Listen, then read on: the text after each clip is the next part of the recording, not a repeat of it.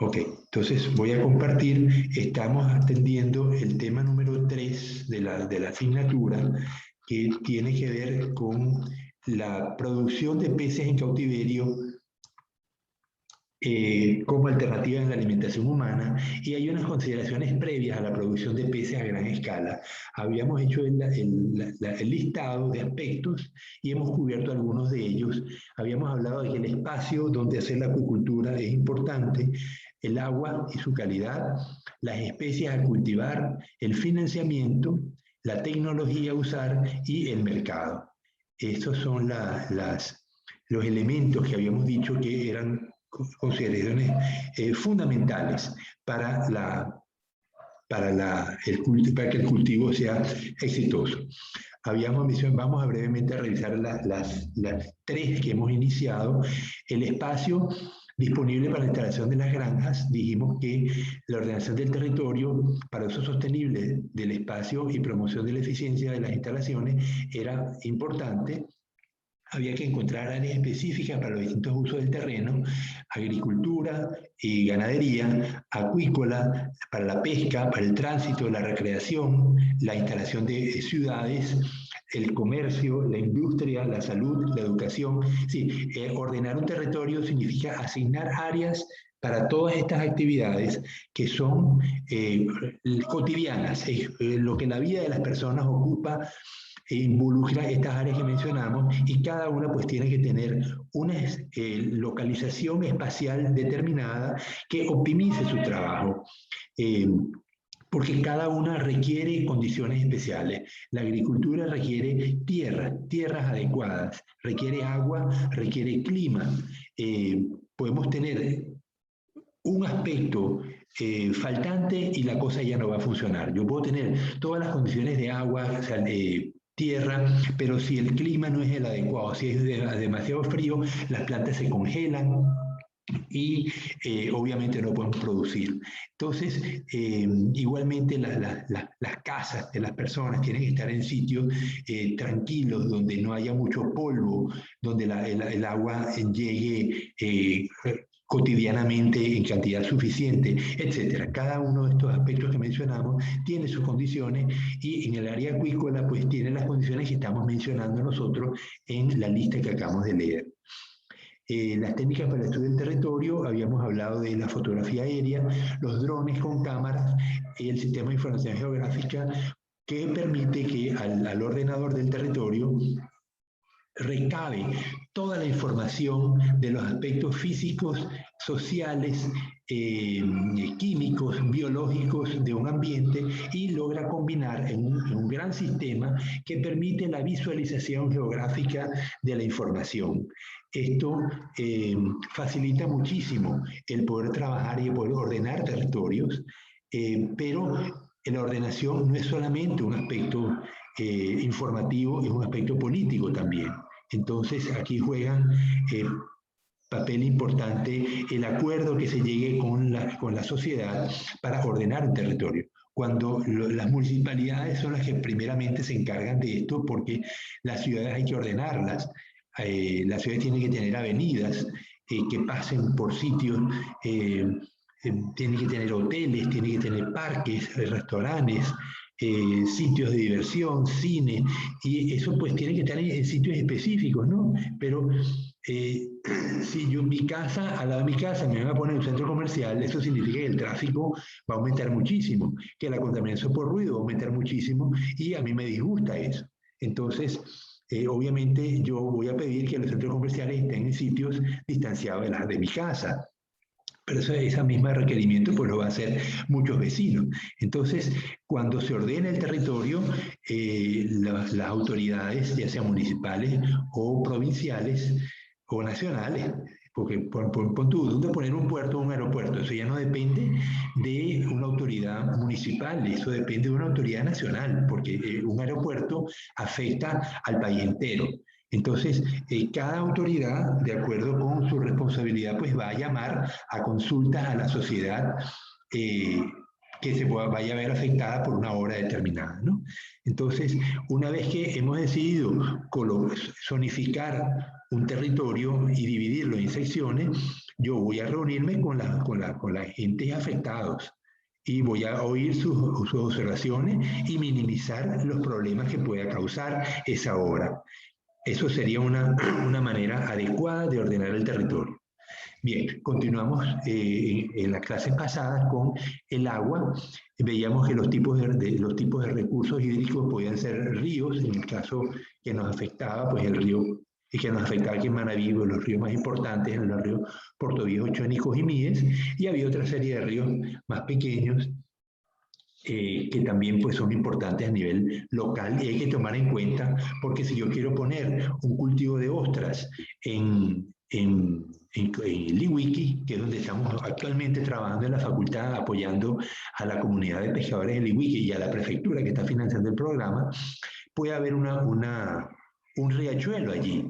Ese riachuelo la mayor parte del tiempo va a estar seco, pero cuando llueve va a descargar una cantidad de agua con sedimentos. Esos sedimentos nos pueden afectar de tal manera el cultivo que amenaza con perder el cultivo y todo el trabajo y la inversión que hemos hecho. Entonces, la situación del manejo de los ríos, la localización y el impacto que pueden causar es muy importante de acuerdo con la magnitud del proyecto. Entonces, en este caso del Wiki, obviamente tenemos que colocar el ostral, el palangre con las linternas chinas, la vamos a colocar en un punto distante del drenaje del río que pasa por allí, de tal manera que minimizamos y además tenemos que conocer cuál es la dirección de la corriente o si la dirección de la corriente cambia con el tiempo, porque a mí me interesa colocar el ostral en un sitio que la corriente predominante aleje los sedimentos, ¿verdad? Para que no me afecten las ostras. Pero si la corriente me cambia, ahí pues voy a tener que ver en el momento de la lluvia cuál es la corriente predominante. Y eso porque es la corriente que me va a afectar el ostral y entonces lo pongo en un sitio adecuado para que cuando haya la lluvia y la corriente me lleve el sedimento, la corriente del riachuelo, la corriente del mar se lleve ese sedimento y no me afecte el ostral. Entonces son detalles que ustedes se dan cuenta que son críticos y hay que tomarlos en cuenta.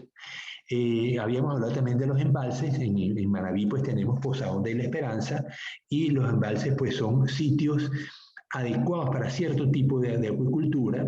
Puede ser una acuicultura extensiva, como por ejemplo sembrar el embalse y que una vez que los ejemplares que colocamos allí pues crezcan, se desarrolle una pesca.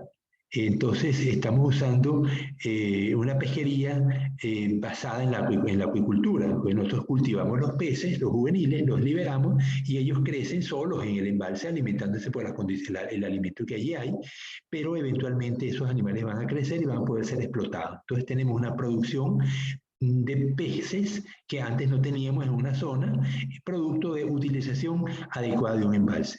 Otra manera sería colocar jaulas o colocar corrales. El problema es que los embalses cambian mucho de nivel. Entonces, una jaula puede subir y bajar de acuerdo con el nivel del embalse, pero un corral no. El corral se me quedaría seco si estoy en aguas altas del embalse y cuando el agua baja por su uso, pues me dejaría seco el corral, no tiene sentido, ¿no? Entonces los corrales se usan más bien en zonas cercanas al mar, donde yo controlo la marea, o controlo, digo, estoy al tanto de la marea y puedo saber dónde colocar el corral para que no se me quede seco, ¿no? Y finalmente el mar, la zona costera, teníamos la zona costera, la zona exterior y los estuarios. En la zona costera pues podemos colocar en los corrales que acabo de mencionar, palangres, donde lo cual guindamos las estructuras flotantes o las jaulas flotantes como teníamos las cobias. Algunos de ustedes, bueno, algunos de sus compañeros hicieron pasantía en Ocean Farm, que es una empresa que la dueña de esa empresa era Ocean Fish y Promo Pesca, pero la empresa pues fue suspendida producto de, aunque le iba bien, produjeron cobias y las vendieron, pero la inversión que requerían no la pudieron conseguir para mantenerse y decidieron cerrar la empresa. Pero muchos de sus compañeros hicieron pasantía en esa empresa y bueno, ya son biólogos, ¿no? Los estuarios son una zona especial donde la salinidad pues cambia. El estuario es un área amplia donde el río llega al mar y el agua permanece en una salinidad intermedia entre el agua dulce y el agua marina, y el agua oceánica. Los estuarios tienen una productividad muy alta, suelen tener el aporte de nutrientes es relativamente alto en comparación con el río y con la zona exterior, con el mar, y por lo tanto pues tienen una alta producción de carbono por metro cuadrado. Eso pues permite que muchos animales vivan allí, y es típico que los estuarios son zonas de crianza de muchas especies que luego vuelven al mar o suben río arriba donde se desarrolla ya la fase de adultez de esas especies. Los estuarios pues son zonas también tranquilas y muchos de ellos han sido intensamente utilizados para la pesca y para la acuicultura. Hoy en día muchos estuarios en Cojimillas y en Chones pues son la base del cultivo de camarón, porque de esas zonas toman el agua para llenar las lagunas donde se cultiva camarón. Hablamos de la calidad del agua y decíamos que la salinidad es fundamental. La salinidad se mide en unidades prácticas de salinidad o en kilogramos, gramos por kilogramo o partes por mil. Veíamos que el mar en Manta tenía 34 partes por mil, lo cual significa que en 1 kilogramo de agua de mar hay 34 gramos de sal, y que la densidad del agua de mar es 1,0267. La densidad del agua destilada es 1, pero el agua de mar pues tiene sal y sube un poco, ¿no? Entonces decíamos que si en un kilo de agua de mar tengo 34 gramos, en 1 litro tendré 34,9, porque un litro pesa más que 1 kilo.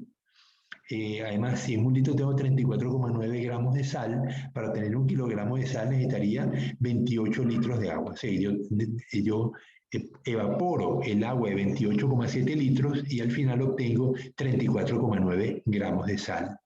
Así es como funcionan las salinas en la península de Santa Elena, ¿no? También habíamos mencionado que el pH era importante.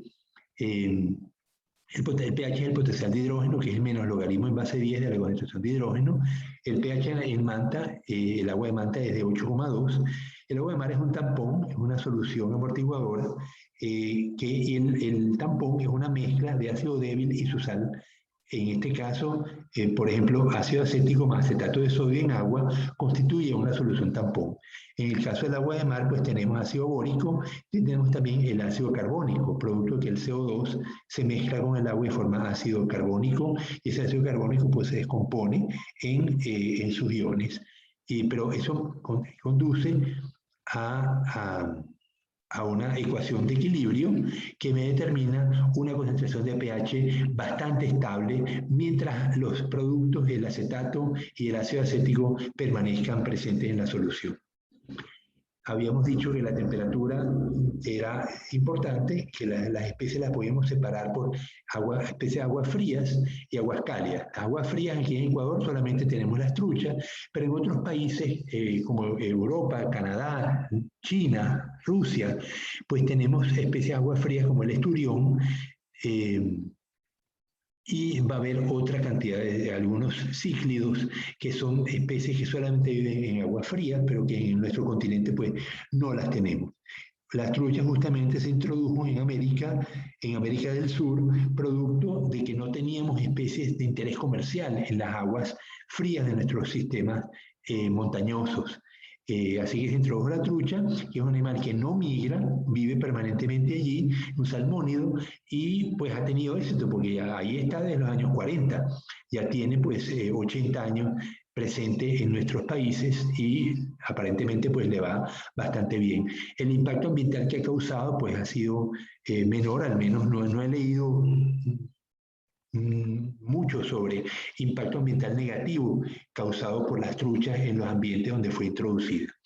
Las especies de aguas cálidas pues puede ser especies de aguas salinas, de agua salada, como los peces marinos que tenemos aquí en Ecuador, que son numerosos, y entre ellos los de aguas continentales, como tenemos el chame, la cachama, el paiche en el oriente, la tilapia que fue importada de África y el bocachico, que es una especie emblemática de la provincia de Los Ríos. Son las especies que están siendo cultivadas en este momento y pudiera haber más. Los bagres, los grandes bagres de la zona amazónica, no los hemos cultivado todavía o apenas estamos comenzando, y es que un problema que tenemos con ellos es que son muy carnívoros.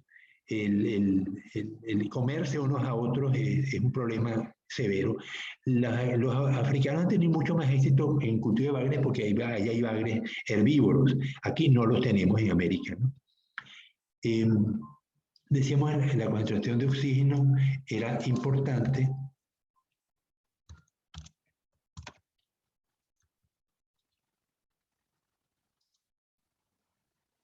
El oxígeno era importante y se ve afectada por la temperatura porque la solubilidad del oxígeno disminuye al elevarse la temperatura. El pH, ya lo habíamos dicho, decíamos que, hablando de soluciones tampones, un ácido fuerte como el ácido clorhídrico se descompone completamente cuando está presente en agua en iones hidrógeno y iones cloro.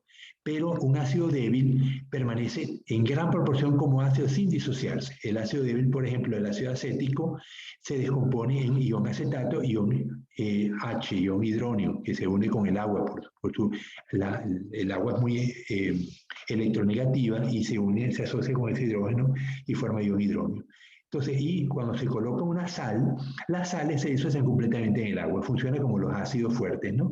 Entonces, la sal acetato de sodio me da ion acetato, ion sodio. Entonces, en un ambiente donde tengo tanto ácido débil como acetato de sodio, voy a tener ¿cuáles productos? Bueno, voy a tener ácido sin disociar, porque él por naturaleza se disocia muy poco. Voy a tener ion acetato, producto del ácido, ion H que deriva del ácido. Por otra parte, voy a tener más acetato, mucho más acetato, producto de la sal, y sodio. Entonces, ¿qué es el pK?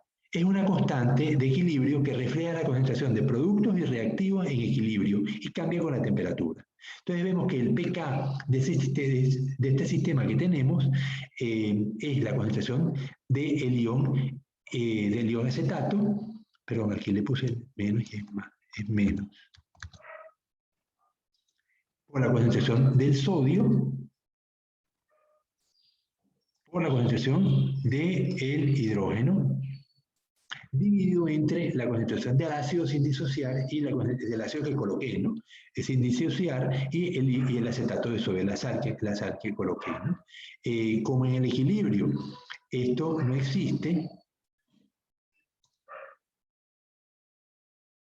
hay cosas que puedo quitar, pero en teoría esta es la constante, claro, entonces, yo voy a tener que estos elementos yo los puedo medir y la concentración de hidrógeno me va a permitir determinar pues, el pH. ¿No? El pH de la solución igual a menos logaritmo 10 de la concentración de H positivo, que lo puedo determinar, de la ecuación de equilibrio, ¿no? Entonces, mientras permanezca el ácido sin disociar y la suficiente acetato de sodio, aquí lo quité, yo creo que no debió quitarlo.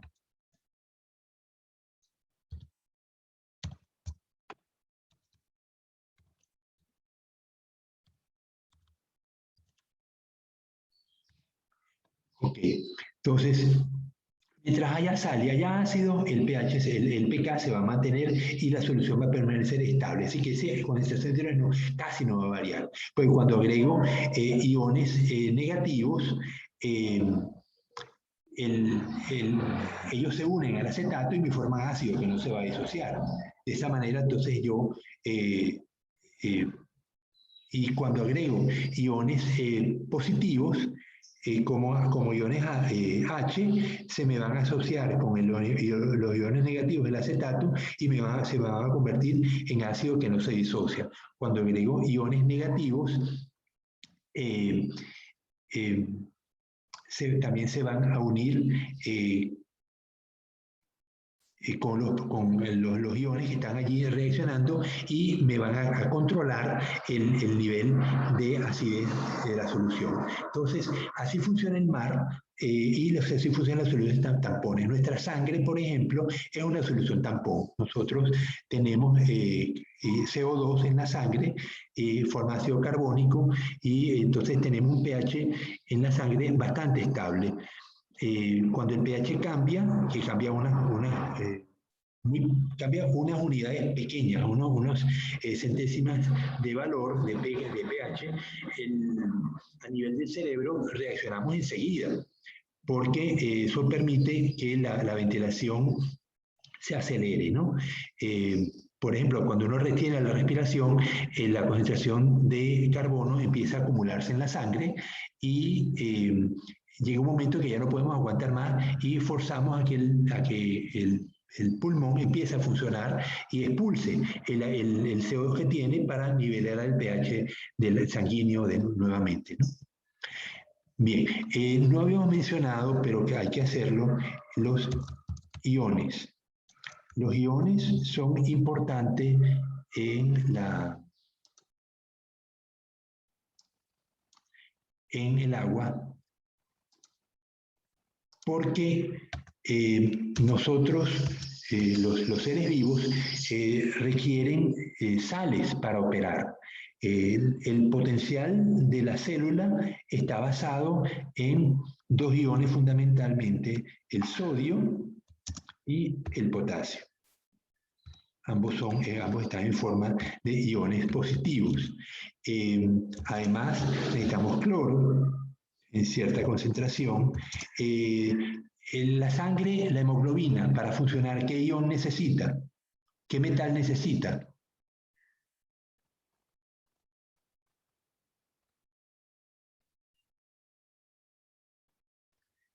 Eso, la sangre es roja porque hay algo que se oxida y le da ese color tan intenso. ¿Cómo se llama ese metal? ¿O qué metal? El hierro. Ajá. Hay otros iones que necesitamos, como por ejemplo el zinc, el magnesio, el manganeso. O sea, el hierro hace falta en condiciones mucho mayores, el sodio y el potasio en condiciones mucho mayores, pero el cromo, pero los otros metales, como el zinc, magnesio, manganeso, cloro, selenio, hace falta en condiciones muy bajas. Usualmente vienen incluidos en la comida. Cuando comemos, ingerimos cantidades de estos minerales porque como son seres vivos que nos estamos comiendo, ya son vegetales o animales, ellos contienen también estos elementos y normalmente no forman parte de la dieta. O sea, no nos pide, los médicos no nos piden que ingiramos selenio o un producto que tenga mucho selenio, porque normalmente no hace falta. Sin embargo, hay uno que no han mencionado, que es el yodo. El yodo funciona, es determinante para la formación de la tirosina. Es una hormona que se produce a nivel de la tiroides. La tiroxina es la hormona, la tirosina es el aminoácido que hace falta para que se produzca esa hormona. Pero esa hormona requiere yodo. Si no hay yodo, no se produce. Y en mis tiempos, cuando tenía la edad de ustedes, porque era más joven, yo podía ver en las calles, caminando, gente con el cuello muy grande, con una enorme tiroides, que hoy en día pues eso ya no se ve. En aquel entonces eran los años 50, yo nací en el 52, la sal, a la sal no se le ponía yodo, pero la Organización Panamericana de la Salud exigió que la sal que se usa para comer, en los supermercados, en las tiendas, se le colocara yodo para eliminar el bocio exoftálmico. El bocio es la enfermedad producto del déficit de yodo en la dieta, sobre todo en las zonas montañosas. La gente de la sierra en Venezuela, como está tan alejada del mar, pues los productos que consumen carecen de yodo. Entonces la gente tiende a desarrollar una tiroides enorme y la glándula crece como respuesta a la escasez de yodo para poder incorporar la mayor cantidad de yodo de la dieta. Pero hoy en día pues eso desapareció prácticamente porque todas las empresas que producen sal comestible, le colocan yoduro de potasio a la sal y entonces ya simplemente ya no, ustedes no han visto en su vida, igual que por ejemplo no han visto niños con parálisis infantil, porque hoy en día se vacuna a todos los niños muy pequeños contra la polio. Entonces yo sí veía niños paralíticos, pero ya no, pues estas enfermedades pues han desaparecido gracias a los programas de vacunación, igual que entonces los iones se colocan, ¿no? Entonces lo que quiero insistir es que los iones son fundamentales para la vida. Y el agua que usemos en la acuicultura pues tiene que tener una concentración de iones, sobre todo de macroiones mínima. De lo contrario, los animales no van a crecer bien. Un problema lo confrontamos en este preciso momento con la acuicultura de camarones en baja salinidad.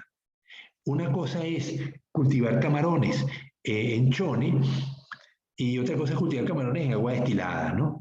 Hay iones que son importantes. En el caso del camarón, el potasio y el magnesio son iones importantes y la salinidad pues puede bajar. O sea, la baja salinidad significa tener una concentración de iones muy baja, menores a 2 gramos por litro, y el camarón se da perfectamente, pero tenemos que asegurarnos que hay algunos iones, en particular el potasio, esté presente en una cierta concentración mínima. De lo contrario,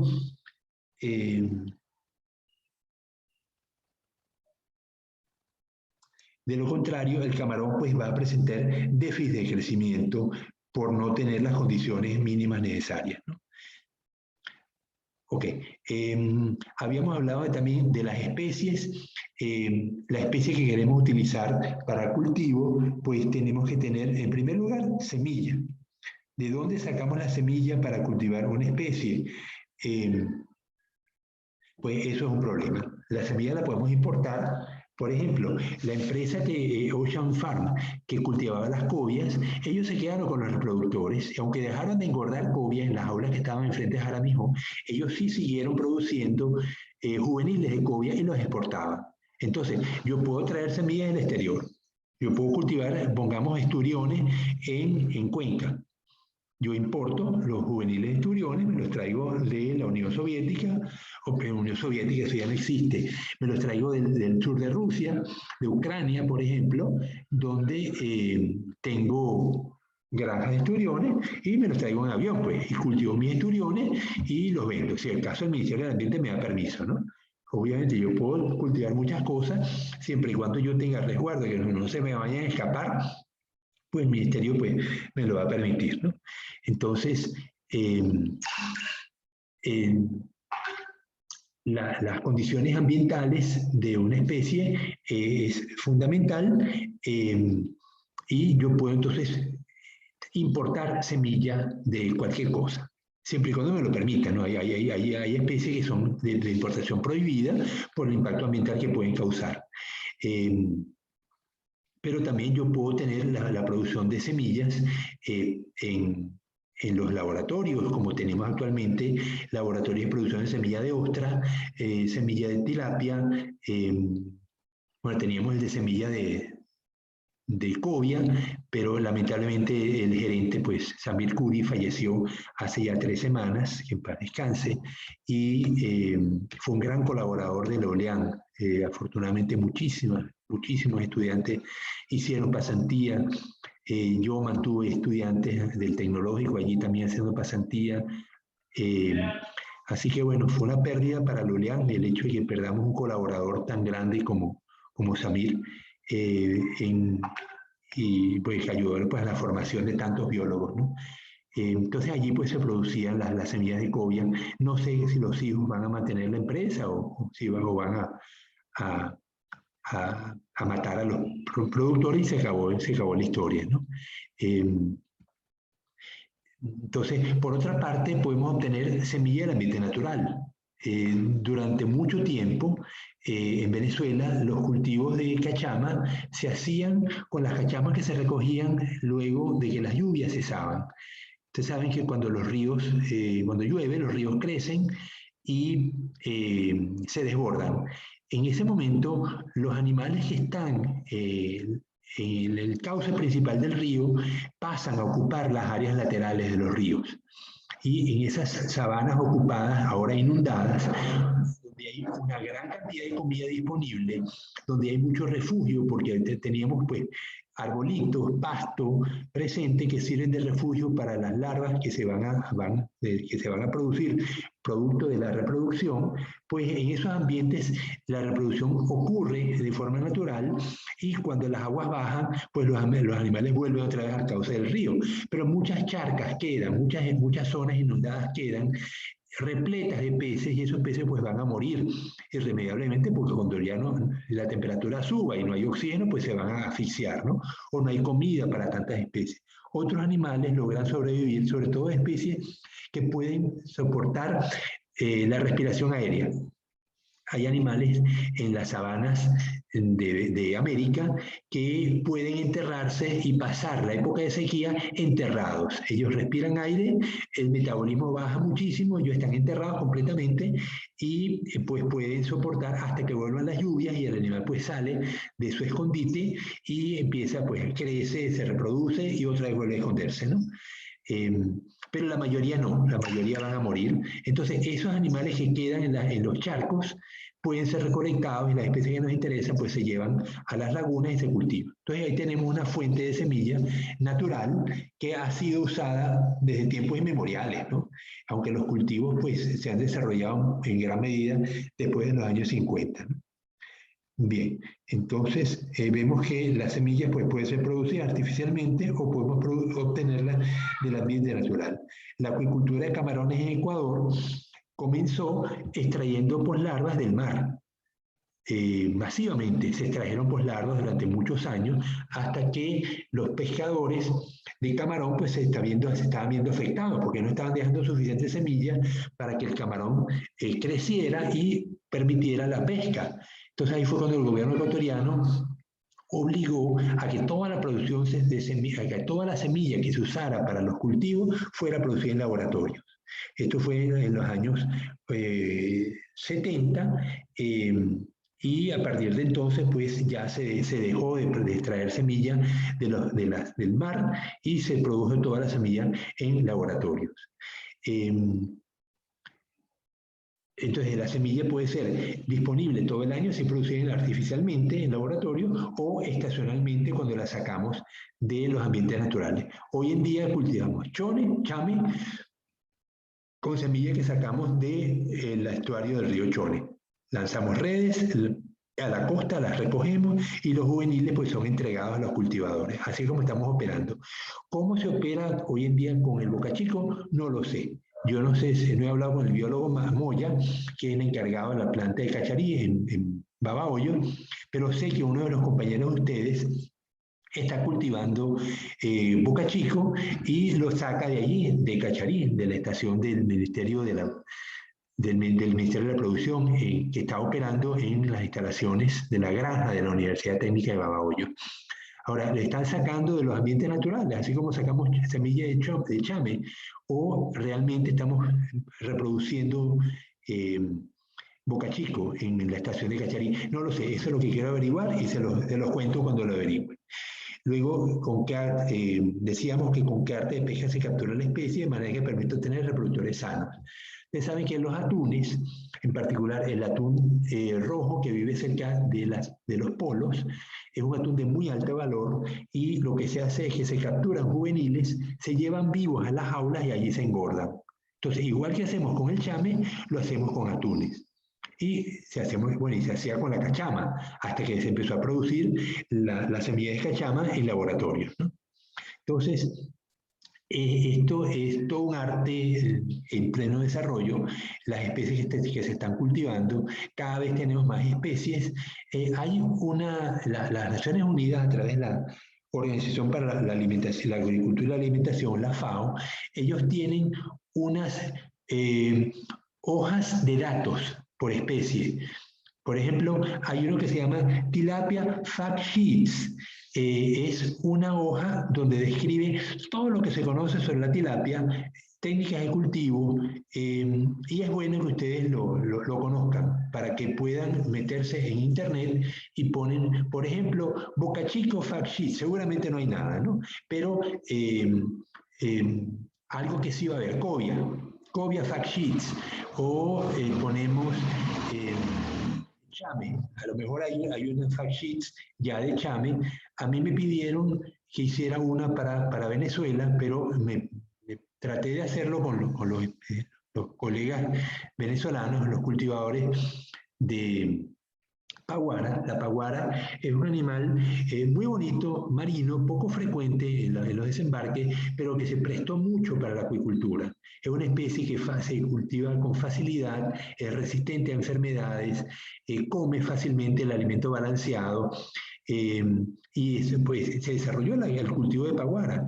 Entonces la FAO me pidió que hiciéramos las fact sheets de paguara y sin embargo pues no lo logramos hacer. Pero bueno, por lo menos tengo el borrador y es posible que algún día pues la saquemos, ¿no? Pero hay como 60 especies evaluadas con estas hojas de datos ya publicadas que van a ser un material muy útil para ustedes o para los que se dediquen a la acuicultura como profesión, luego se gradúen de biólogos pesqueros.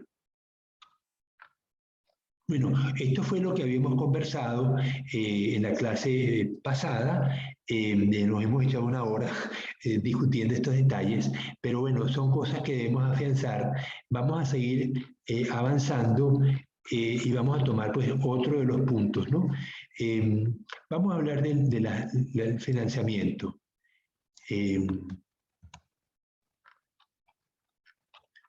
Recuerden que estos tópicos los plantearon ustedes, ¿eh?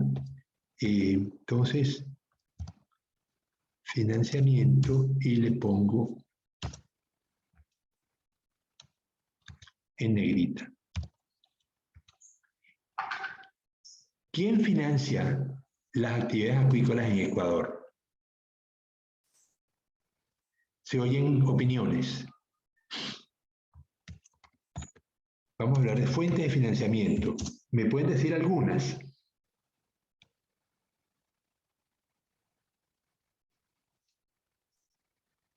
Oye, no se me queden callados porque necesitamos comparar. A ver, Joan, cuando tú tienes una necesidad urgente de dinero, ¿a quién recurres? Al banco, biólogo. Al banco, pero primero no recurres a papi.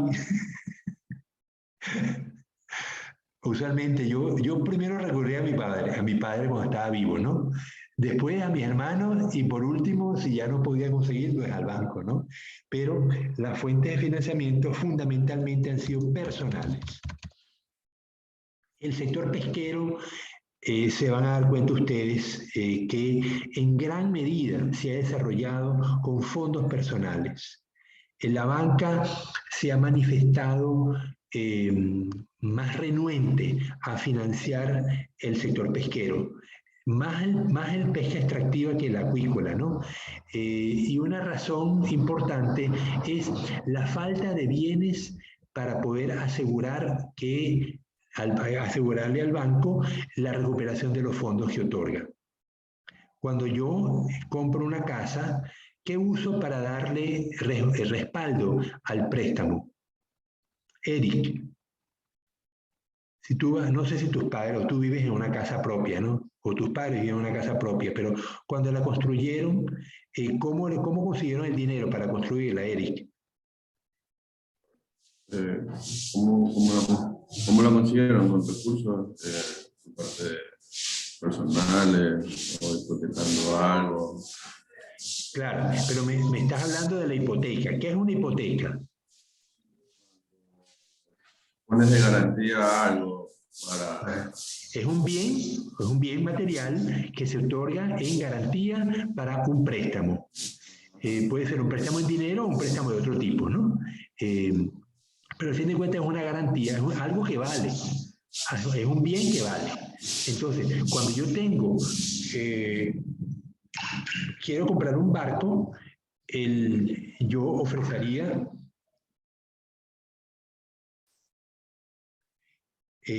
yo ofrecería el barco. Pero entre un barco y una casa, ¿cuál es más fácil de vender? La casa. La casa. Por eso es que los bancos otorgan préstamos para construcción de casas de una manera mucho más fácil que un préstamo para construir un barco. Y cuando tengo una instalación, un emprendimiento acuícola, yo sé cómo cultivar chame y quiero cultivar chame, pero no tengo una propiedad. Yo tengo un amigo que me va cerca del río Chone y me va a prestar sus tierras para construir una laguna. Entonces, yo necesito un préstamo para construir la laguna y para comprar la bomba, los implementos pues, para montar. Yo lo que tengo es mi conocimiento de cómo cultivar chame. Entonces, voy al banco y le digo, mire, quiero hacer un emprendimiento y yo sé cómo hacerlo, necesito tanto dinero, y me va a decir, bueno, pero es que tiene usted para amparar su préstamo, ¿no? Porque con ideas pues no nos basta para poder recuperar el dinero después que si acaso usted no nos puede devolver el dinero, ¿no? Entonces el emprendedor pues no tiene más ideas, a no ser que tenga una casa, un carro, cosas así que pueda ponerlo como aval, un bien valioso, pues no le van el préstamo, punto. Entonces, ustedes ven que las fuentes de financiamiento en el sector pesquero en general son difíciles de conseguir y por eso el desarrollo pesquero de las naciones en gran medida se ha hecho con fondos personales, ya sea que se hacen sociedades y los socios ponen dinero cada uno o directamente ustedes con sus fondos propios pues construyen los tanques o la tierra, los estanques se van a hacer o las aulas que se va a construir. Esto es una realidad y una realidad triste, ¿no? En este momento, los desarrollos ostrícolas que han funcionado desde el año 2015 hasta ahora, se consiguieron gracias al aporte del Ministerio de Agricultura, Ganadería y Pesca a fondo perdido. Es decir, el ministerio dispuso 4 emprendimientos, financió 4 emprendimientos y no pidió que el dinero fuera devuelto, sino que el dinero que se generaba de los emprendimientos se seguía usando para comprar semillas, para mantener los palangres, las boyas, las linternas chinas, lo que hiciera falta, los botes, porque hacía falta bote, motor, comprar combustible, etcétera. Así todo lo que se refiere, toda la empresa de cultivo de acuícola de ostras, que los costos de eso fueron cubiertos por el ministerio y a fondo perdido. Pero permitió que en el país se desarrollara un cultivo de ostras que no había. Entonces, ustedes se dan cuenta que las municipalidades o los gobiernos provinciales o el gobierno nacional decide invertir para poder obtener un comercio, un emprendimiento funcionando. Es decir, a veces hay que invertir de esa manera, correr el riesgo de perder el dinero, pero si queremos tener algo funcionando, pues hay que correr ese riesgo. Y en este caso, pues el gobierno tuvo éxito y de los 4 emprendimientos, 3 siguen funcionando y luego hubo otros más. El de Portocayo se cayó por razones que ya hemos explicado en otros momentos en clase. Pero lo importante es que los que estaban en la península y en Guayas siguen operando, que permitieron que otros emprendimientos se desarrollen ya por el sector privado, donde el sector privado, bueno, ya no son fondos del Estado, sino fondos privados lo que se pueden perder.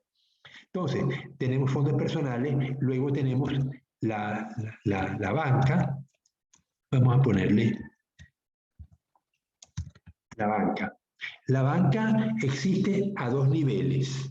Está la banca de primer nivel, que son la banca comercial, que ustedes conocen, Banco Pichincha, Banco del Austro, Banco Guayaquil, Banco del Pacífico, todos los bancos que hay.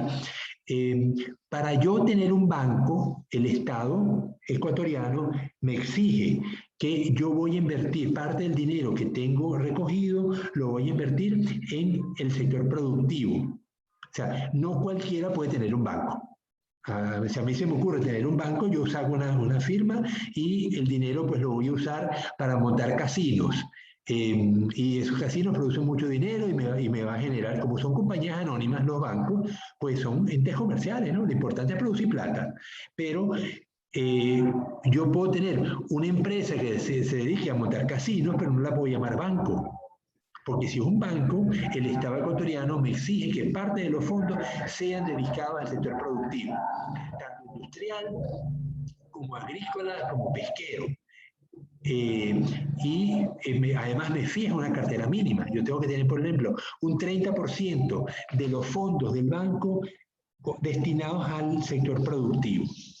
Entonces, por aquí, pues tenemos una posibilidad de que la banca me va a prestar dinero como al sector agrícola, pues, por ejemplo, y al sector agrícola se incluye el sector acuícola. Entonces, la banca comercial está obligada a ceder los créditos, a hacer créditos en este sentido, pero ya ven que me pide bienes para resguardar y crear hipotecas. Entonces, otro nivel, este sería el primer nivel, ¿no? Vamos a ponerle aquí, primer nivel. Está luego la banca al segundo nivel.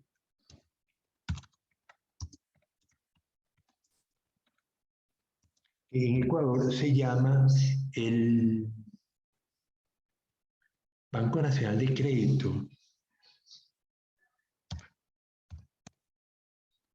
La verdad es que no estoy seguro el nombre. Tengo un amigo trabajaba en la oficina de Guayaquil de esto, pero entonces las bancas de segundo nivel es la manera como el Estado ecuatoriano coloca fondos para que lo utilice la banca comercial. Pero fíjense, los fondos van destinados a un propósito determinado. Por ejemplo, el Estado ecuatoriano decide colocar fondos para el fomento de la construcción de viviendas de interés social. La construcción de urbanizaciones de alto nivel, las que vemos cuando vamos hacia San Mateo, a mano derecha, que están mirando al mar, unas casas muy lindas. Ese tipo de vivienda, pues son viviendas muy caras y generan mucho dinero. Entonces eso no requiere que el Estado ecuatoriano destine fondos especiales, porque eso se financia solo. O sea, el sector privado consigue los fondos creando compañías y vende las casas y genera pues riqueza de esa manera, ¿no? Pero las bancas, las viviendas de interés social, como la que se construyen en Cielito Lindo, en Seibo Renacer, en otras organizaciones en el interior de la provincia, uno va circulando por Manabí y ve que hay casas construidas con un sistema muy parecido, un modelo muy parecido. Si nos vamos a Tarqui, vamos a ver que entre las áreas descubiertas donde estaban los edificios que se cayeron, han ido construyendo nuevas casas. Y unas casas con un modelo muy similar. Entonces es evidente que fue el Estado ecuatoriano que las construyó y son viviendas de interés social. Pueden tener 2 o 3 cuartos, un baño, una sala, una cocina. O sea, son casas bonitas, pero prácticas con poca superficie, a lo mejor tienen 60 metros cuadrados. Y esas son cosas de interés social. Entonces, el Estado ecuatoriano destina recursos para ese tipo de construcciones y lo coloca en la banca de segundo nivel. A esa banca, esos dineros van a ir a la banca comercial que se va a encargar de manejarlos. Pero fíjense, no son dinero de la banca comercial, son dinero del Estado ecuatoriano, pero que se va a manejar por la banca comercial con unas tasas de interés especiales. Entonces, la banca comercial funciona como intermediario para manejar el dinero, para conseguir una compañía X, que yo tengo una constructora, me interesa esos recursos. Entonces voy al banco del Austro y le digo, mire, yo tengo una constructora, quiero construir casas de interés social y requiero tantos millones de dólares, voy a construir en tal sitio. Entonces mi negociación es con la banca comercial, no con la banca de segundo nivel. Ustedes se dan cuenta que es una manera de financiamiento a otro nivel. Pues. Son grandes montos que se colocan en esta banca de segundo nivel y la banca fluye hacia el sector productivo a través de la banca comercial. Bueno, finalmente están los organismos multilaterales, lo saben si no se los explico. ¿Qué es un organismo multilateral? ¿A alguien se le ocurre? Exxon, no.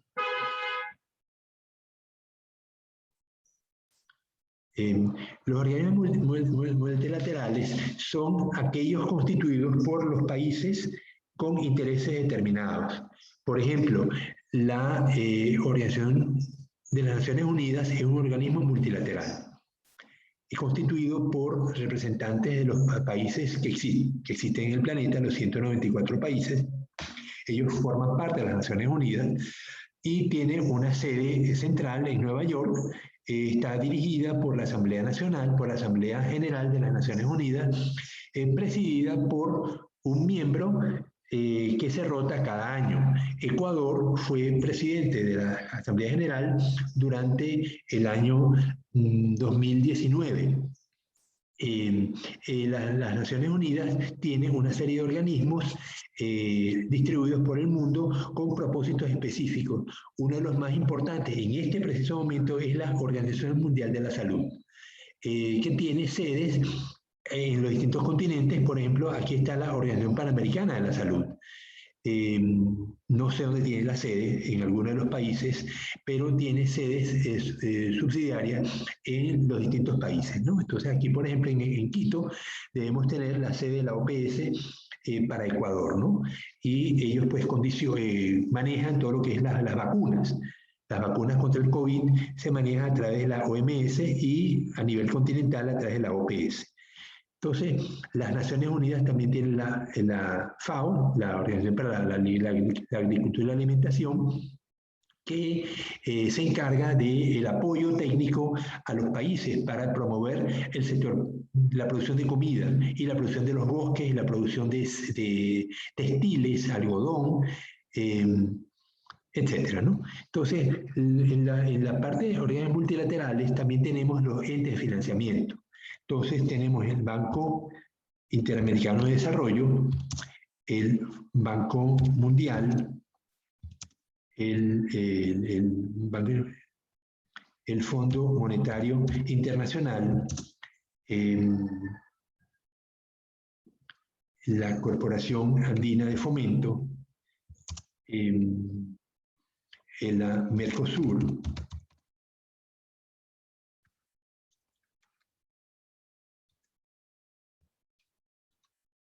hasta hace poco existía, todavía existe, ¿no? UNASUR, del cual, ¿cómo estaba yo? Del cual Ecuador se desvinculó y ahora tenemos la sede en Quito, que no hayan que hacer con ella porque es una sede muy costosa, un edificio muy, muy bonito, ¿no? Pero bueno, es un organismo multilateral. Entonces, estos organismos, los metí, en gran medida están asociados, Mercosur y UNASUR,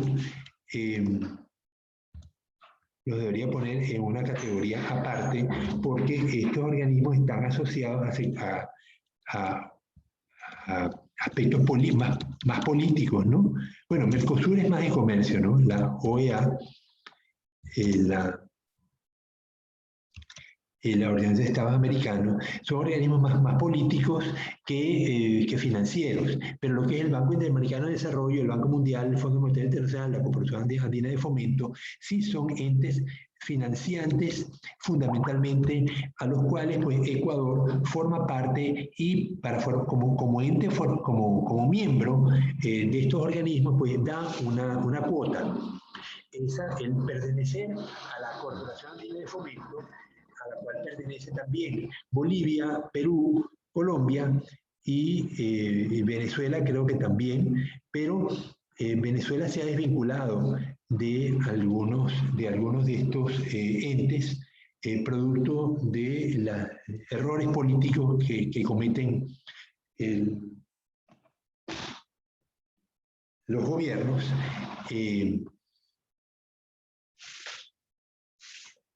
Y Pero lo importante para nosotros es que el gobierno ecuatoriano puede solicitar préstamos a estos entes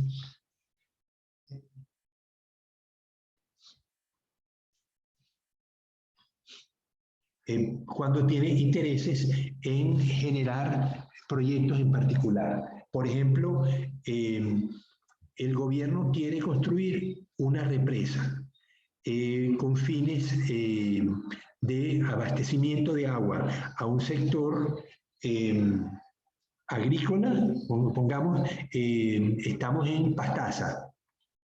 Y en Pastaza pues hay una serie de ríos que el gobierno quiere represar y de la represa abastecer cultivos, estanques de cultivo, que la misma represa funcione como sitio para instalar granjas, para colocar jaulas flotantes y al mismo tiempo abastecer la acuicultura y la ganadería en una zona de pastaza. Pero construir una represa involucra tal cantidad de dinero que no es posible para el Estado ecuatoriano disponer con facilidad de esos fondos y por eso pues se recurre a los organismos multilaterales. Cuando por ejemplo necesitamos 5.000 millones de dólares para construir una represa, eso se le pide a uno de estos entes, ¿no? Los entes pues nos van a fijar un plazo para pagar ese préstamo a un interés relativamente bajo. Y bueno, se ejecuta el préstamo. Así se construyó el metro de Quito, por ejemplo, o la represa Coca-Cola Sinclair en la sierra para producir electricidad. Entonces esas grandes inversiones se hacen a través de organismos multilaterales, porque usualmente los estados no tienen suficiente dinero como para poder invertir en esas grandes obras, ¿no? Y luego pues se pagan, ¿no? Lo importante es que el Estado produzca suficiente dinero para pagar los préstamos y eso permite que los intereses que le cobran al Ecuador por solicitar préstamos pues sean más bajos. Cuando un país representa un riesgo más alto, pues los intereses le suben. Entonces, pedir préstamos a Venezuela, por ejemplo, en este momento le es muy difícil porque los créditos se los van a dar a una tasa muy alta, porque Venezuela es un país muy riesgoso, producto de que destruyó la industria petrolera, que era la gallina de los huevos de oro, y pues ahora pues, para pagar los préstamos va a ser muy difícil. Pero en gran medida, Ecuador es otra historia. Ecuador ha venido pagando sus préstamos y tiene pues una tasa de intereses mucho más bajo que Venezuela a la hora de pedir préstamos a estos entes, ¿no? Entonces, lo que quiero que se den cuenta es que el financiamiento es crítico. Sin dinero no vamos a poder desarrollar el sector acuícola que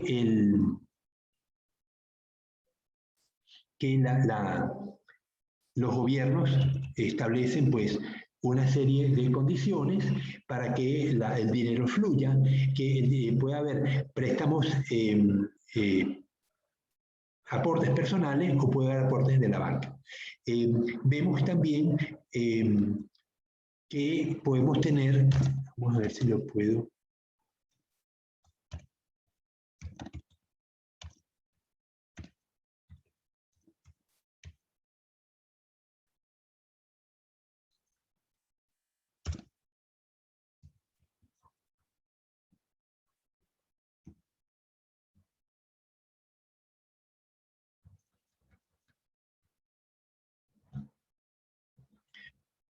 Ok, entonces, una fuente, ya vemos cuáles son las fuentes, ¿no? Ahora vamos a ver los procedimientos, de qué manera podemos conseguir el dinero para un emprendimiento acuícola.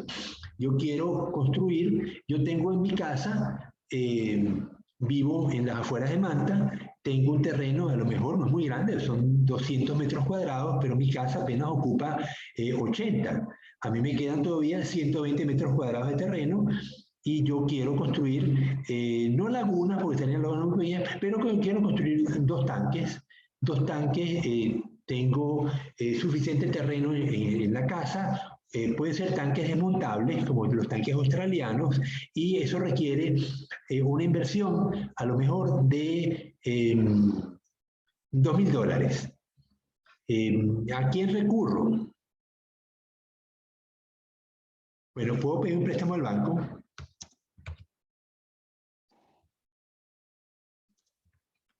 A la banca, la cual me va a pedir,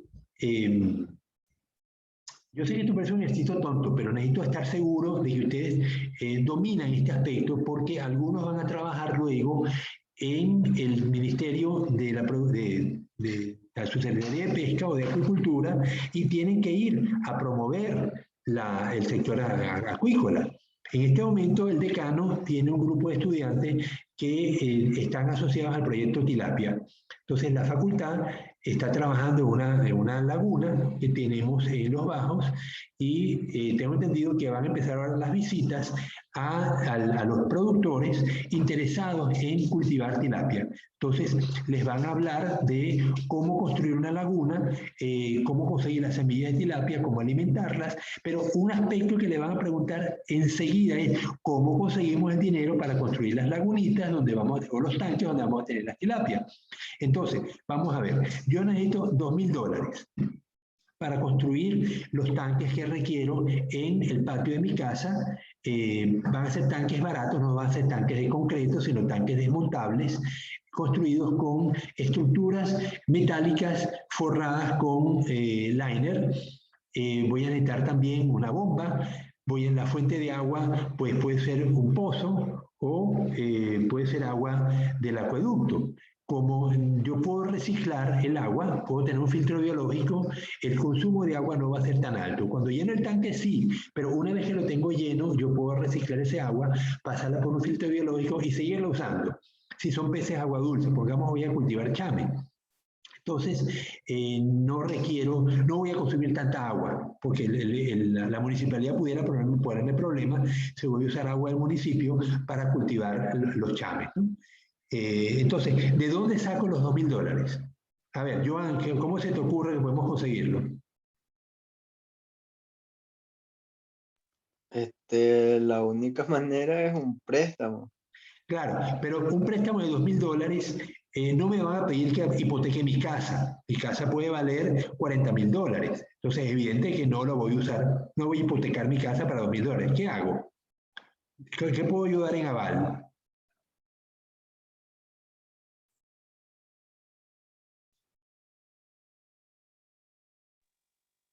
Mm,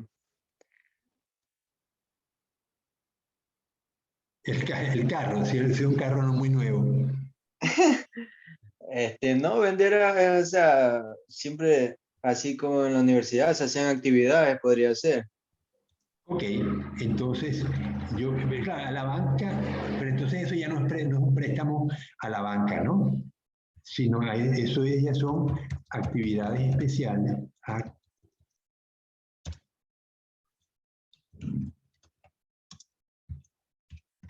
Rifas, fiestas, para recoger fondos, ¿no?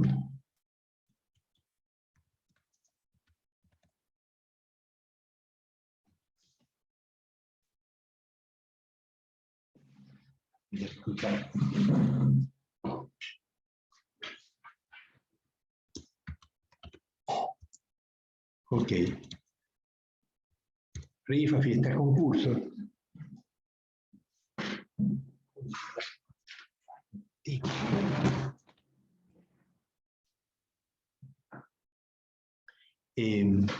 Pero si le voy a dar a la banca un aval, ese aval puede ser ¿qué?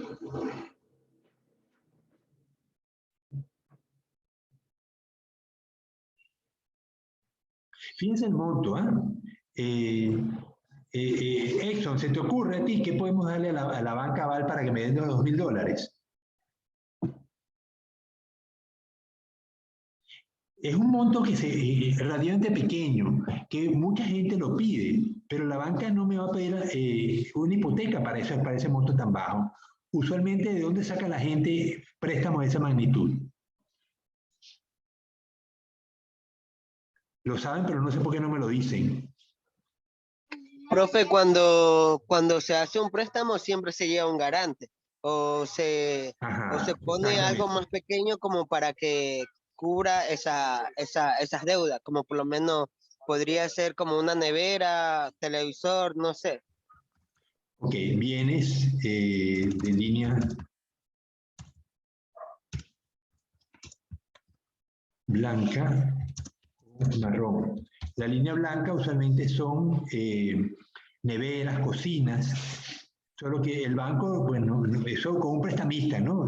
Puede ser. El banco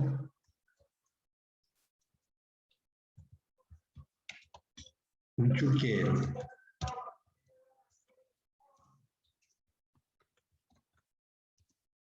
El prestamista me va a pedir bienes de línea blanca o marrón.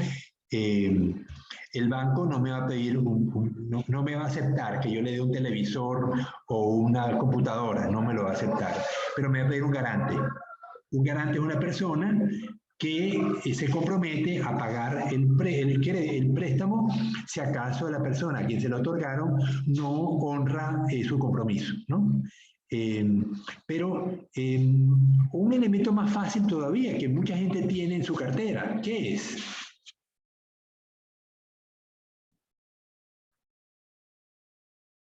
En la cartera tenemos dinero, tenemos la cédula y que solemos tener también que permite comprar cosas. La tarjeta de crédito. Entonces, cuando son montos de esa magnitud, uno lo que hace es que procesa, pide una tarjeta de crédito al banco. El banco me va a pedir, pues, ¿alguno de ustedes tiene tarjeta de crédito? Para que nos digan qué fue lo que el banco le pidió.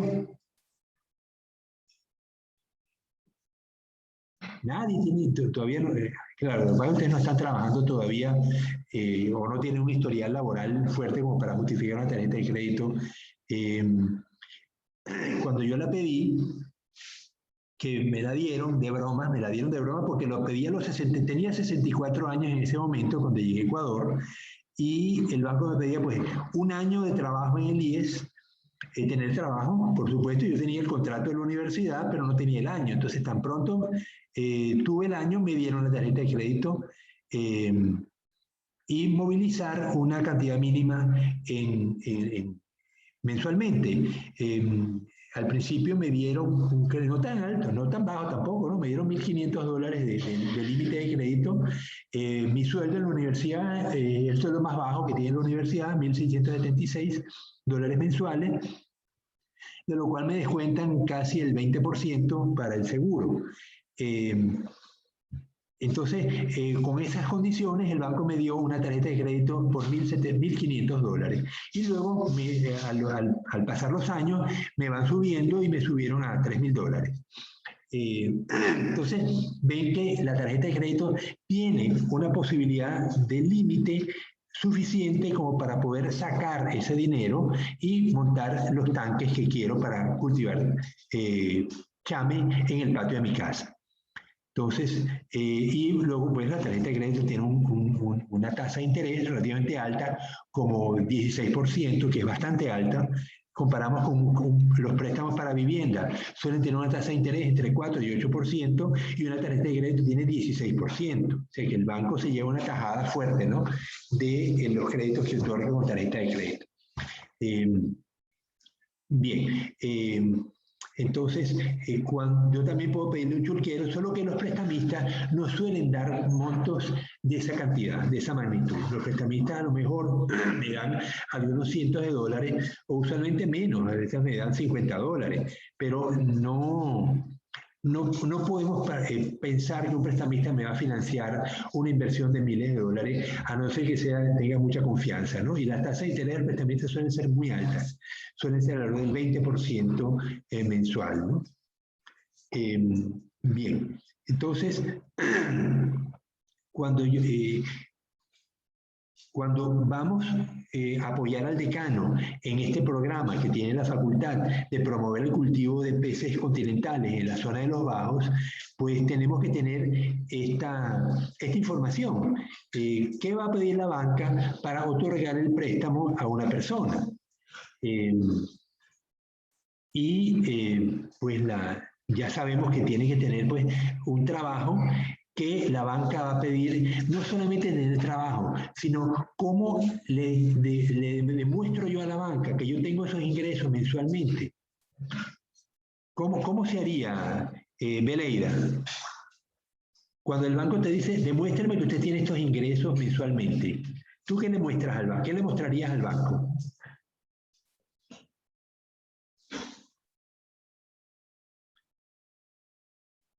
Beleida, abre el micrófono. Bueno, Beleida no nos quiere ayudar. Joan, de nuevo, ayúdame tú. ¿Qué tipo de demostración le podemos dar al banco de que tú tienes un ingreso determinado mensual?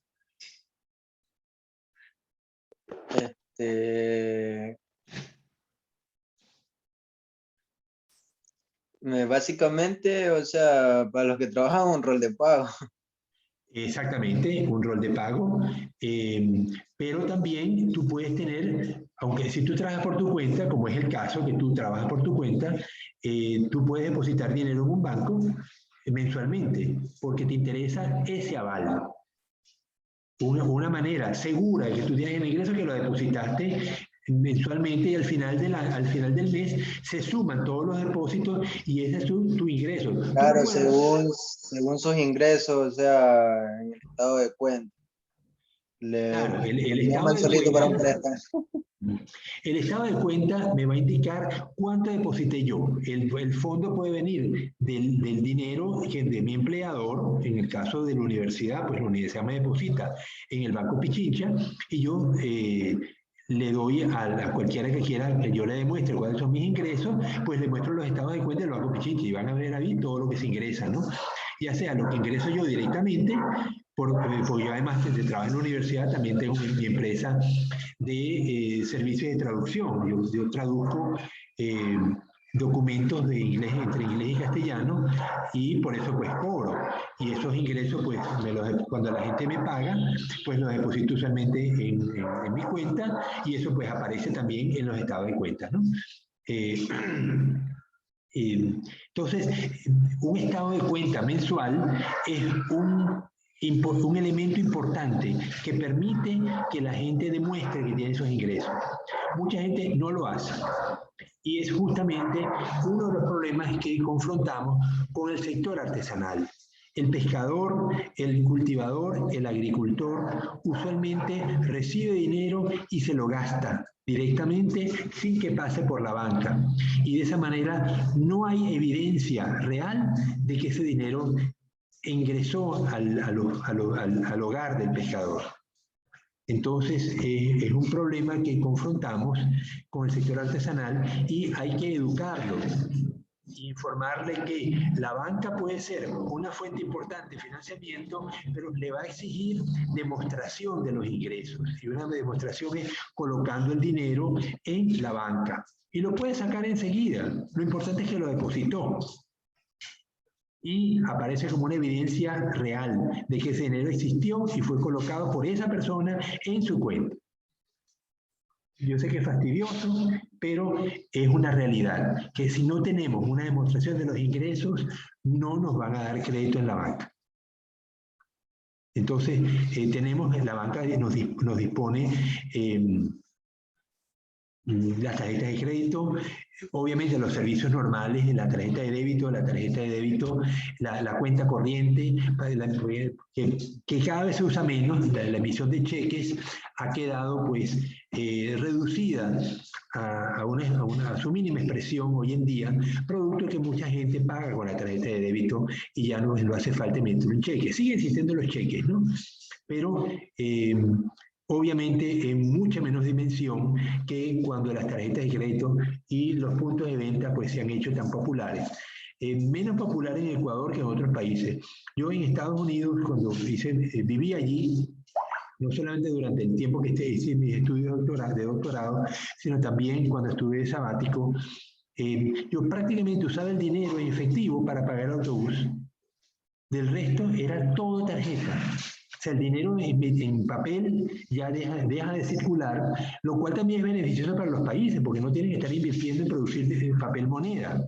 Pero todavía en Ecuador, el uso de las tarjetas es menos importante. No hemos llegado todavía a ese hecho, ¿no?, de dejar de usar el papel moneda para las compras y las ventas, sino que todavía fuertemente usamos el papel, ¿no? El papel no lo producimos nosotros, tenemos que traerlo de Estados Unidos bajo acuerdo entre el gobierno, entre los dos gobiernos, pero es importante, pues, que cada vez se masifique más el uso de las tarjetas de débito y de crédito para poder hacer los pagos y dejar de usar el papel moneda. Bien, entonces, pero se dan cuenta ustedes que si fueran a apoyar al decano en el propósito de promover los cultivos acuícolas, los cultivos de peces continentales en los bajos, tenemos que empezar por hablarle a las personas de cómo conseguir préstamos. Y le van a pedir, para pedir préstamos, tiene que tener una demostración de sus ingresos y para eso va a tener que buscar depositar dinero en el banco. Y en la zona de los bajos no hay bancos. Ese es otro rollo, que la banca ha estado muy renuente a instalar sucursales en las ciudades pequeñas del Ecuador.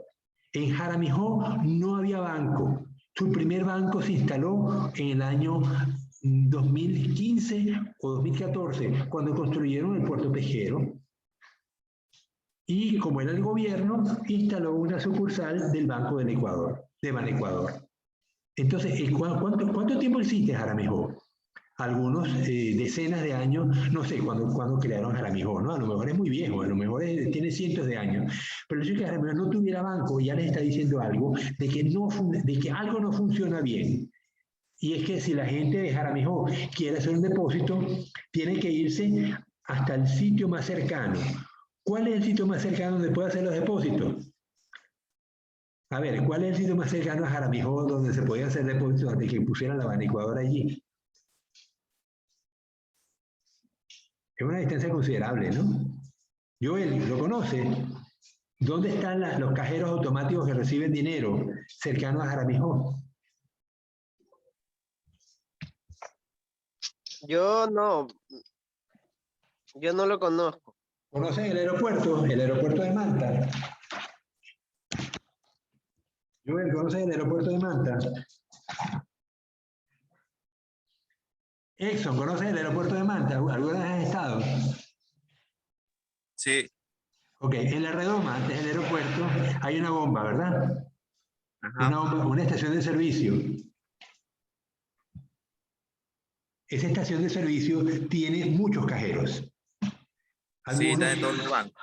Ajá, ahí se puede hacer depósito. Pues ese era el único sitio donde la gente de Jaramillo podía ir a obtener dinero o a depositar dinero. Y así fue por muchos años. Entonces, nos damos cuenta que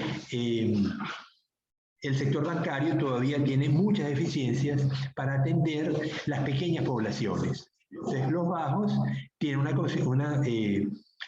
bueno, no digo los bajos, Montecristi. Montecristi tiene banco. Si tiene, yo no lo he visto. A lo mejor te puede tener algún cajero, ¿no? En el TIA creo que tiene cajeros dentro del supermercado. Pero bancos como tal, yo no he visto en Montecristi y por supuesto los bajos menos aún, ¿no? Entonces tenemos grandes sectores de Manabí sin asistencia bancaria. Entonces, si queremos que la gente vaya a depositar dinero para atestiguar que tienen esos ingresos y no pueden depositar dinero, pues la cosa se vuelve imposible de cumplir, ¿no? Así que ahí tenemos entonces un problema difícil de resolver, pero no imposible de resolver. Es cosa de que aumente el número de cajeros automáticos que reciben dinero, que un cajero es caro, ¿no? Un cajero automático es caro, pero quizás es más caro tener una sucursal del banco porque hay que pagarle a las personas que trabajan en ella, ¿no? Entonces, se dan cuenta de que el problema es complejo, el problema de financiamiento, sobre todo el financiamiento al sector artesanal, que está muy poco desarrollado en el país. Aquí los grandes desarrollos acuícolas han sido el sector industrial, ya sea los cultivadores de camarón en inmensa medida, los cultivadores de trucha, los cultivadores de chame, los cultivadores de tilapia, Boca Chico, que son pues fincas que tienen lagunas de cierto nivel, de cierta magnitud, y eso pues son inversiones, conseguir un préstamo, pero claro, un industrial tiene bienes, puede dar garantías al banco y puede conseguir préstamos mucho más fácilmente que un sector artesanal. Entonces, ¿qué nos queda para el sector artesanal? Pues un poco lo que es el ministerio, que ya no son proyectos de inversión a fondo perdido. Estos son los proyectos como el que tiene el que desarrolló el Ministerio de Agricultura, Ganadería y Pesca, el MAGAP, en los años 2014-2015, donde financiaban los proyectos ostrícolas. Por poner un ejemplo, había otros proyectos también.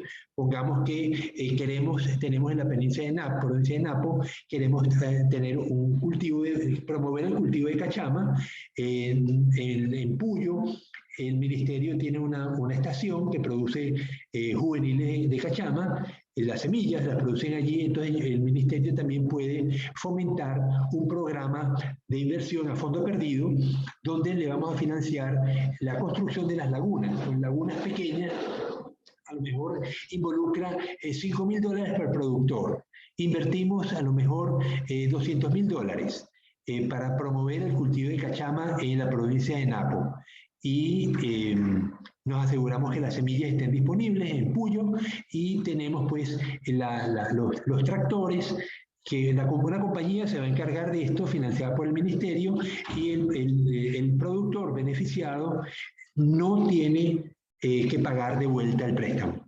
Lo único que va a haber un biólogo dando asistencia técnica a los productores para asegurar que el dinero sea bien invertido, que la tecnología sea enseñada, que la gente aprenda cómo cultivar la cachama, cómo cultivar la cachama, cómo cosecharla, cómo venderla, y bueno, todo el proceso tecnológico que involucra el cultivo de peces de agua continental, de agua dulce, pero vemos que los fondos vienen del Estado y no tienen que ser devueltos. Pero eso no significa que se van a perder, sino que van a ser invertidos y que el dinero que se genera con la venta del producto, ostras o cachama, pues va a ser reinvertido en comprar semilla, comprar el alimento, los materiales que se van desgastando, las redes, las bombas. En caso de lagunas, pues a lo mejor tenemos que tomar agua de un río cercano y hace falta una bomba. Entonces esa bomba pues hay que mantenerla. Entonces lo que se dan cuenta ustedes es que las fuentes de financiamiento son diversas, pero tienen requerimientos distintos y tenemos que dominar ese detalle. Cómo conseguir dinero para el sector industrial, para el sector artesanal, tipo de fondos, qué hace falta para que una persona pida un préstamo al banco y se lo den, ¿no? ¿Hay dudas al respecto, preguntas?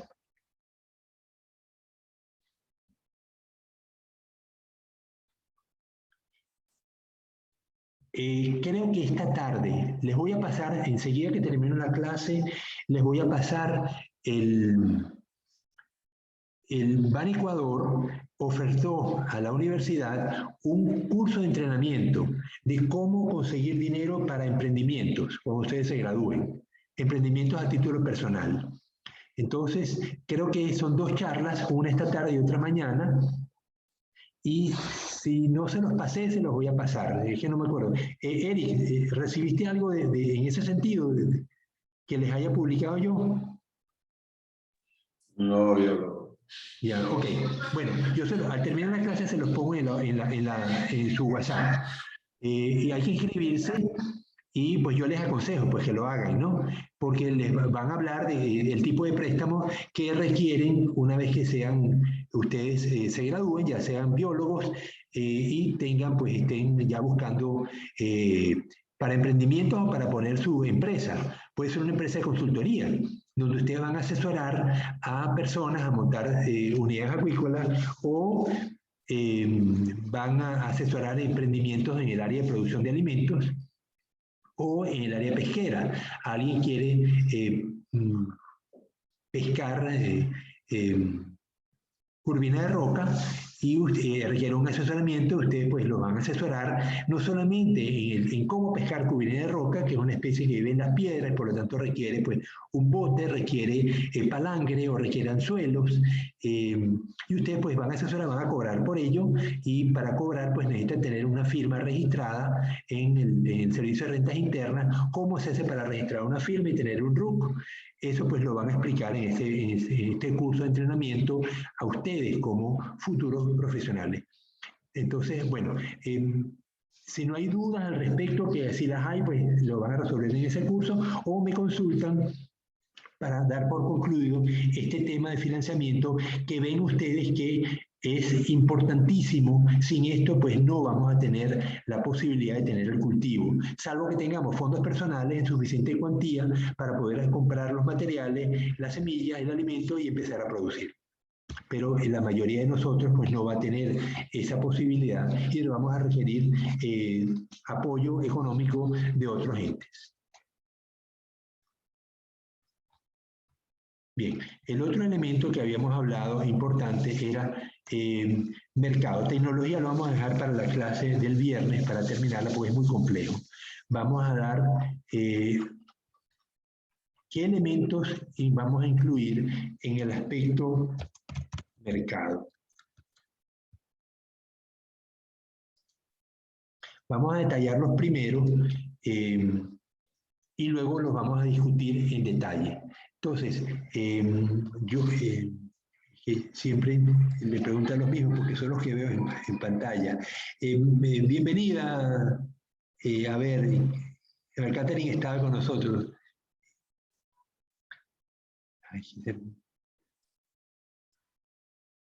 A ver, Maribel siempre me ayuda en clase y esta vez, como llegó un poquitico más tarde, vamos a aprovechar a pasar la lista, a completar los que me faltan. John Anthony llegó. Francia no está, ¿no? Denise. Presente. Denise está presente. Ronald Briones. Maribel está. Catherine. Catherine está. Presente. Ajá. Brian Delgado. Nerú no está. Jonathan López. Yandre Stalin. Yuriel Marín. Yuriel está, ¿verdad? No, Yuriel no está. Aquí estoy. Ah, está Yuriel. Ah, ok. Bien. Irina Montes de Oca. Beleida está. Ronald Rosado. Ok, eso era lo que me faltaba. ¿Alguien esté y no lo nombré? Eric Mendoza sí está. Eric está, Eric Mendoza, ¿no? Miguel Mendoza también. Ok, volvemos entonces a mercado. Catherine, cuando te hablan de mercado para productos acuícolas, ¿en qué piensas?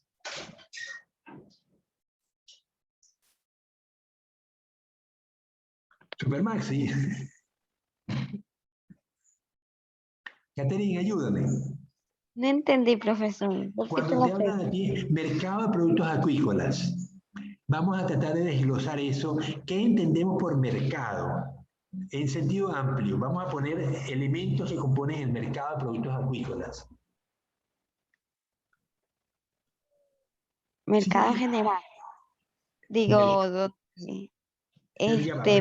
mercado. Desglósalo, Catherine. Dime elementos que componen el mercado. Los pescados, las legumbres. Materia prima que se va a vender, ¿no? Ok, ¿qué otra cosa? Los mariscos, No, camarones. sí, eso es materia prima, Catherine. Lo que quiero encontrar es los elementos que componen el mercado. Ya vemos, materia prima, mariscos, pescado, lechuga, aguacates, eso es materia prima. Eso ya la tenemos porque la cultivamos.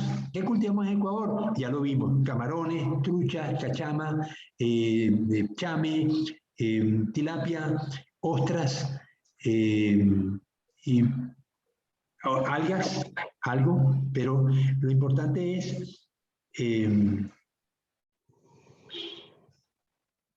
ya va, déjame mandar un mensaje.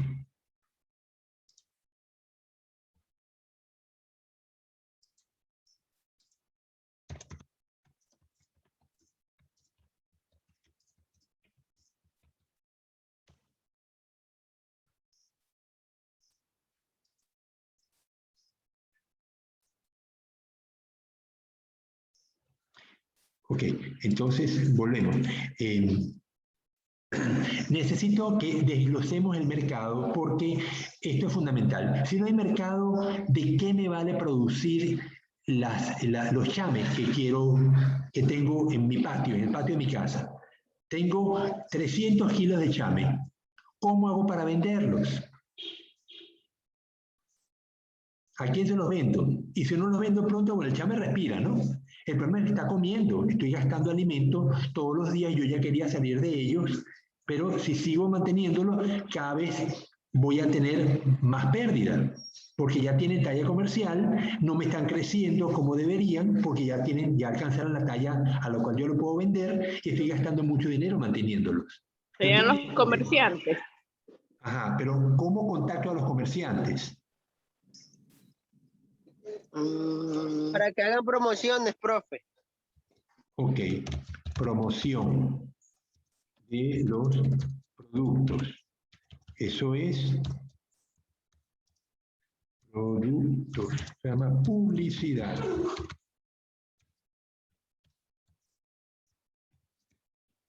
Ajá, ¿qué otra cosa compone el mercado? Los compradores. Perdón, no te entendí. Compradores. Probadores. Compradores. La gente que va a comprar.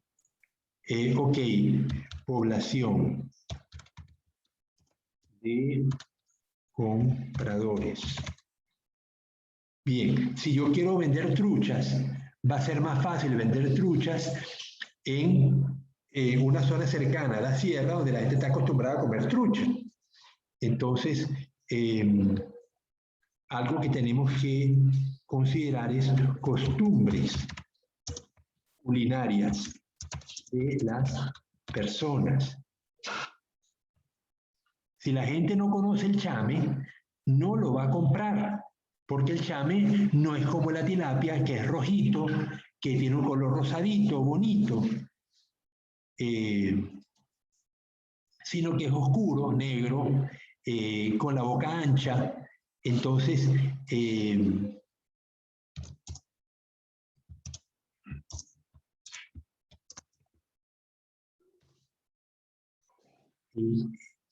no es tan fácil de vender un chame como una cachama o una trucha, que es un pez plateado muy lindo. Es decir, la gente está más acostumbrada a los peces plateados que a los peces negros. Entonces es más fácil vender trucha que vender chame. Entonces la costumbre culinaria de las personas es un elemento importante. A ver, ¿qué otra cosa necesitamos? ¿Qué otra cosa necesitamos para que compone el mercado? Materia prima, promoción de productos, población de compradores, costumbres culinarias. ¿Dónde vamos a ir a vender? Bueno, puede que vengan a mi casa, ¿no? Y yo tengo los tanques allí, con una carretilla, saco los chames y los embalo en unas tinas plásticas, unos tachos plásticos, y se los doy al camión que pasa buscándolo, ¿no? Eso es una posibilidad, pero por lo general ese no es el caso, ¿no? Sino voy a tener que contactar a sitios de venta. Los sitios de venta pueden ser, nómbrenme algunos. ¿Dónde se vende pescado aquí en Manta? ¿Dónde se vende pescado? Playita Mía. Ok, en general es que no solamente es Playita Mía. ¿Dónde más hay mercado de pescado? A ver si logramos identificar todos los puestos de mercado de pescado que hay en esta ciudad. El mercado central, los esteros. Ya va, déjame ir anotando. Mercado de productos pesqueros. Entonces, en Manta tenemos Playita Mía, Mercado Central, Mercado Los Esteros. ¿Dónde más?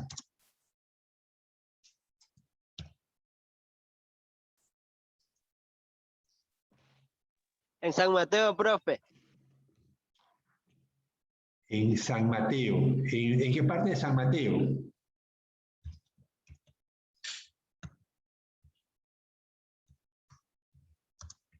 ¿En qué parte de San Mateo? En el puerto.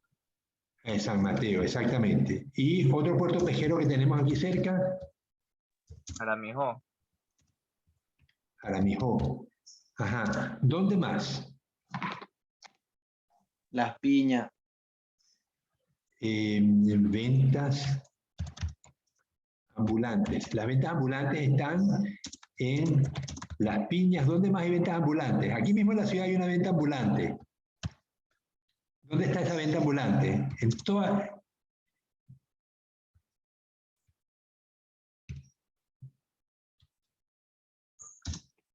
¿La han visto? No sé por qué no se acuerdan. En todo el puerto pesquero, el puerto de Manta, tenemos la venta de atún. ¿No la han visto? La gente las pone en el suelo, pone un plástico en el suelo y allí ponen los atunes y los dorados. Ah, al frente del puerto. Y también en el muelle flotante. Al muelle flotante y muelle de Manta. Ajá. Y también, ¿quién vende por las urbanizaciones?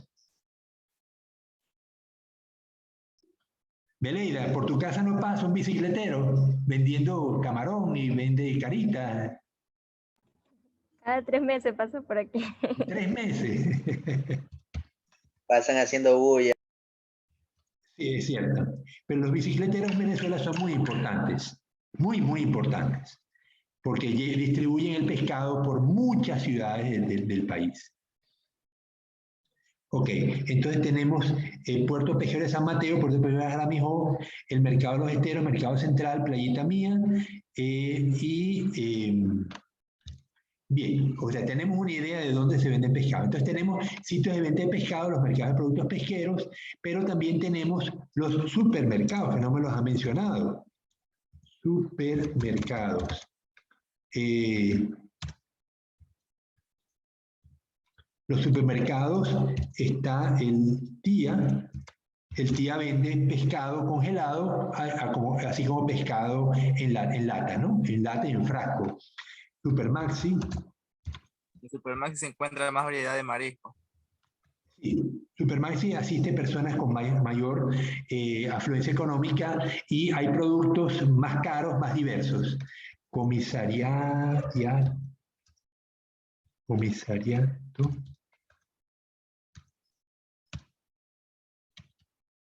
Comisariato, Supermaxi, Tías, comisariato. Hay otro supermercado que no he mencionado. El Gran Aquí. El Gran Aquí forma parte del grupo de Supermaxi, ¿no? Dime. No es común la venta de pescado en las tiendas, salvo pescado enlatado sí, pero las tiendas son abastecidas por mayoristas. Mayoristas de productos pesqueros, ya sea en lata o frescos. Por ejemplo, tener congeladores para venta de pescado congelado. No he visto, no es común en Manta. Yo voy a Supermaxi y lo veo, tengo un congelador, voy al comisariato y tengo un gran congelador al lado de las frutas, donde tengo pescado congelado. Pero era una tienda pequeña, con una neverita, con material congelado, no lo he visto aquí en Ecuador. En Venezuela sí es muy común, pero aquí todavía no lo es, no sé por qué. Sin embargo, la Coca-Cola, la Pepsi-Cola, entrega neveritas para que tú vendas los productos de esas empresas.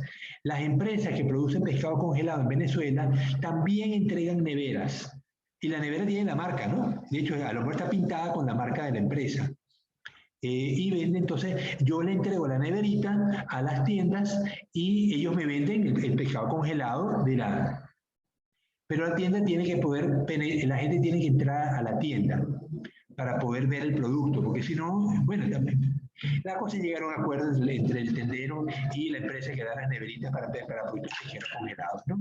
Pero les narro solamente esto para que vean la diversidad de sitios donde podemos vender productos pesqueros y las condiciones especiales que cada uno requiere. Bueno, jóvenes, ya se me acabó el tiempo, pero vemos que cada uno de los temas que tratamos son fundamentales para que este negocio de la acuicultura de peces funcione. Espero que hayan disfrutado la discusión. Nos vemos entonces el día jueves para terminar con la tecnología como elemento crítico para poder cultivar peces.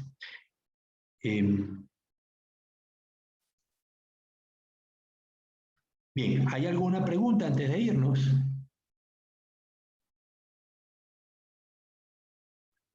Bueno, hay un mensaje en el chat, oferta y demanda. Claro, eso no lo mencionamos, lo voy a incluir y el jueves la terminamos de discutir, el aspecto mercado. Bueno, jóvenes, nos vemos entonces hasta el jueves. Chao. Pues, Sí, enviado.